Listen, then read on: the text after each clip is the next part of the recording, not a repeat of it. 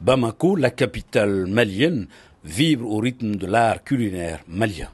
Le rendez-vous annuel des amateurs de la viande grillée, Festi-Dibi, initié par Influence Group, a officiellement ouvert ses portes le jeudi 13 février, place de Cinquantenaire, sous la présidence du ministre de l'Élevage et de la Pêche Youbaba, en présence d'autres personnalités.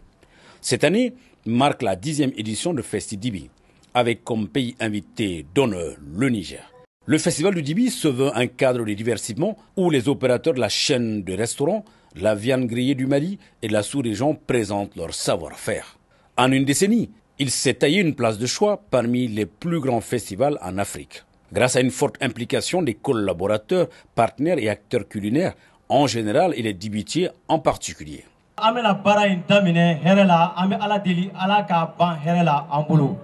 Donc, avec donc un référent, Inch'Allah, avec Niger Fou, nous pouvons Kumbuna, Zena, ASI, Périfral, l'Union, à Kaboyata, Kadi, Nigerma.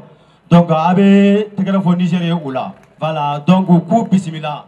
Avec Allah Dilang Festival, Anga Damine Herela, Kaban Herela. Cette rencontre d'envergure internationale vise à valoriser le patrimoine et le tourisme culinaire gastronomique dans notre pays et de toute l'Afrique à travers la réconciliation.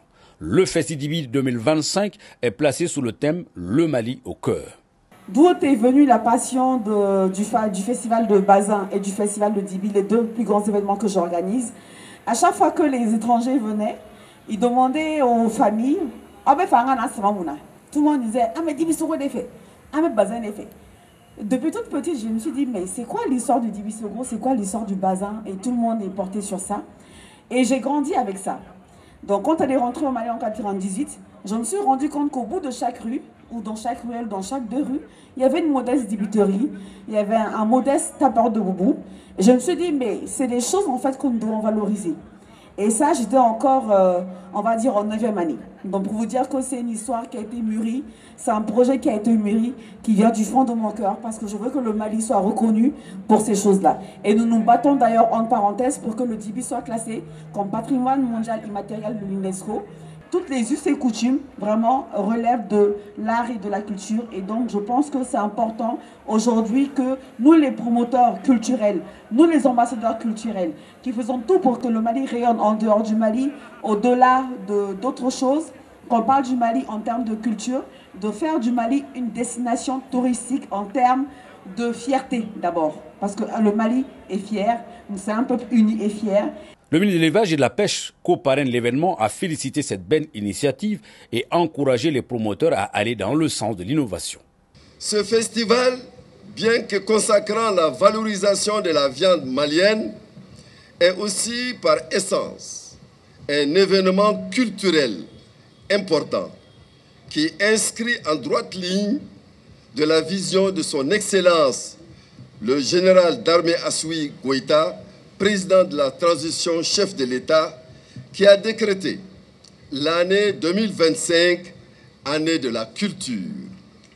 Le festival Dibi de Bamako vous fera plonger dans la splendeur de l'art culinaire du Mali à base de la viande malienne.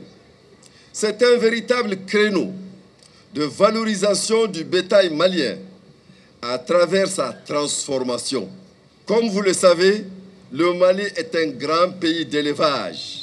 Cependant, le maillon faible de la filière bétail-viande, c'est bien celui de la transformation. Notre bétail est immensément exporté sur pied, avec un manque à gagner énorme. C'est pourquoi mon département entend changer de paradigme en orientant essentiellement les efforts sur la transformation et l'exportation de la viande en lieu et place du bétail sur pied.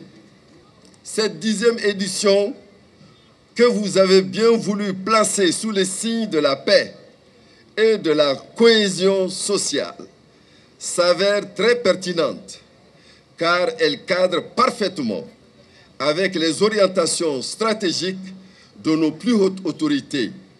C'est aussi un cadre privilégié d'échanges, de savoir-faire, de rencontres, de découvertes pour nouer les partenariats gagnant-gagnant.